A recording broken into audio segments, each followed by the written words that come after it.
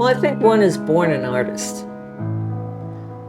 Well, what education does, it allows a student to hone their skill. I think a lot of contemporary art is based on theory rather than practice. If you want to be a painter, fine. Yeah, be a painter. Study where the market is going, where people are leaning more towards. Doesn't that kind of betray the purpose of art? Well, they have to have an understanding of what's out there. I mean, we can't be like so naive to say, oh yeah, just do what you want, because you do what you want and then you end up not doing what you want.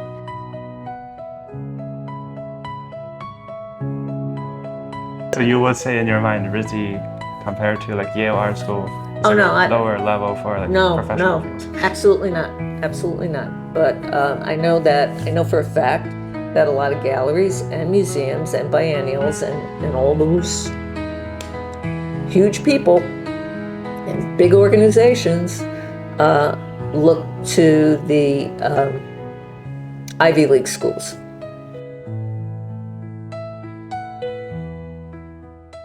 My name is Cheryl Gross.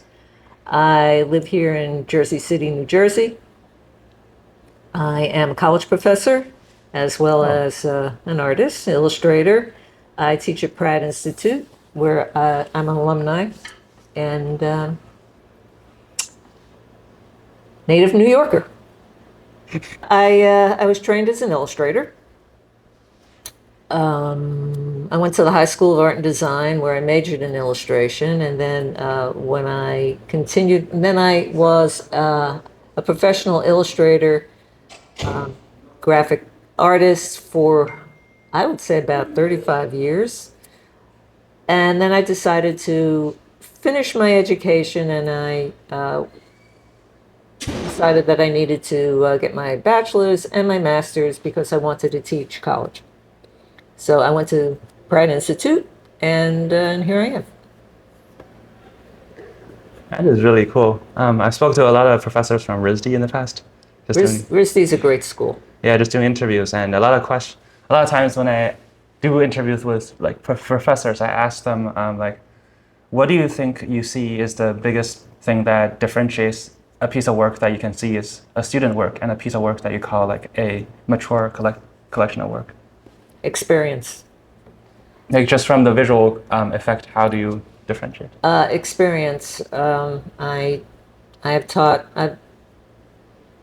I have taught college for about 30 years, and when I first started, it was very hands-on. Now it's more computer-generated, which I have a problem with because I find that the students need the quick fix, and they're not willing to go through the preliminaries like life drawing and composition. They lack that experience and interest sometimes. So what I do is I push them in that direction, or guide them. I don't push. I guide them in the direction. I explain to them that it's very necessary that they work this way, that they learn this way. Otherwise, they end up just being a hack. Can you talk about the reason you draw the way you draw, like the expression of the characters and this? Well, I work in themes. I developed this one particular style. It's like a multi-layered style. I've been working on it for the past 20 years, just developing the actual visual way that I communicate, incorporating design, composition, as well as something that is well drawn and has a lot of research. It's research based. I work in themes, so I have a theme. One of my themes is called Commit to Memory, the Precipice of Extinction. So that's all about animals on the endangered species list. I recently completed an accordion book series which is based on mythology, past and present. And so a lot of it is like, based on traditional mythology, stuff that you learn in college or high school or that you're interested in. And then I created characters that would be birthed out of our environment, the problems that we have in our environment, like pollution. Yeah, I can see a lot of like very sharp, like like you see the like the beak or some of the like the axe, like it's like the shapes are very sharp and some of the colors are also very sharp. Like the red is very close to like a crimson color or something. So other things, like you said, you did one series about like this animal protection. Extinction. Yeah, Animals on the brink of extinction, like elephants and yeah, yeah. lions Like and tigers. other series. Mythology. Yeah, yeah. That's really, those are my two most recent that I can talk about. Okay. Yeah, that's about it. Do you think art education actually serves a purpose in teaching how a student becomes an artist, or do you think a student becomes artist on themselves? Well, I think one is born an artist. Well, what education does, it allows a student to hone their skill. So, like I said, they need to set up practical perimeters so they can become professionals. School helps them, it helps them learn a discipline on many levels, like the discipline of actual working, getting to school on time, getting to class on time, delivering your work on time. That's what I teach them, because also I have one foot in fine arts and I have the other foot in applied arts, which is illustration, which is very time based. So if a student or if a person is given an assignment for whatever, company or whatever, they have to deliver it on time. They have a boss. The boss is their client. They have to listen to them. Yeah, they can't argue with them. They can't, so I teach them, I make them aware that they're not alone. Can you talk about the influences of maybe the things in life or a different artist on your creation? Well, I really love Walton Ford. He's a painter that he went to RISD and he majored in film, but he was in love with drawing and painting. So his theme is colonialism and extinction, and he works mainly. His subject matter is mainly animals. So that's kind of like where I'm coming from in a sense. I'm not copying him. I just admire him. So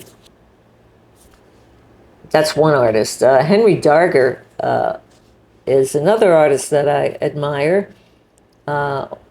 He was a folk artist, virtually just worked by himself, wrote a book that was like 1,010 pages. Wow.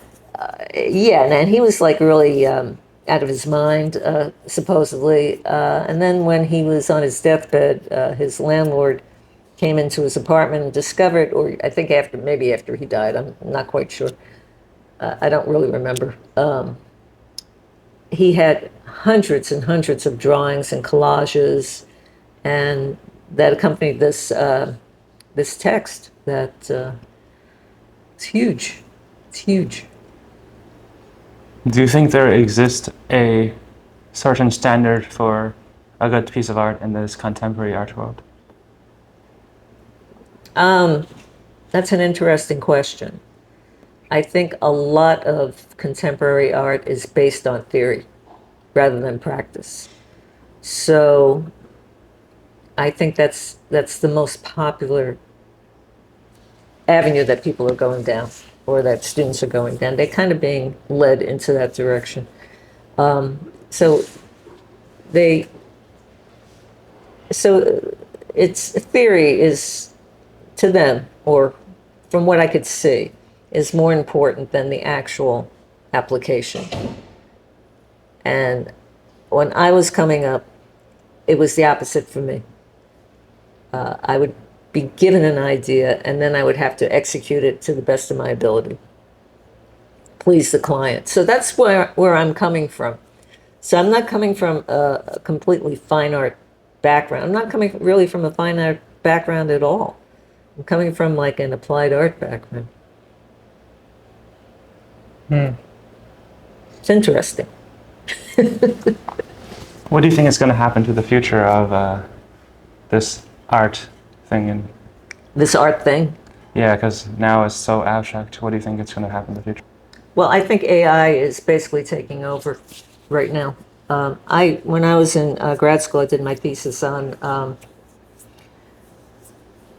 new media, and that was coming up. I did my graduate work like when I was in my 40s, 50s, and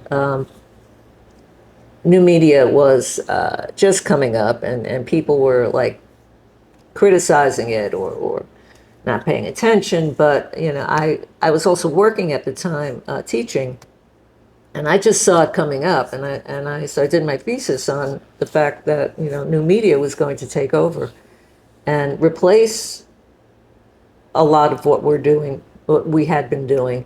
And I got a lot of I got a lot of people very angry with me. And I said, well, and one of my classmates even said to me, he goes, "You're wrong, this is not going to happen." And I said, well, I hope you're right. And look where we are today. We depend so much on social media. It replaced magazines. Yeah.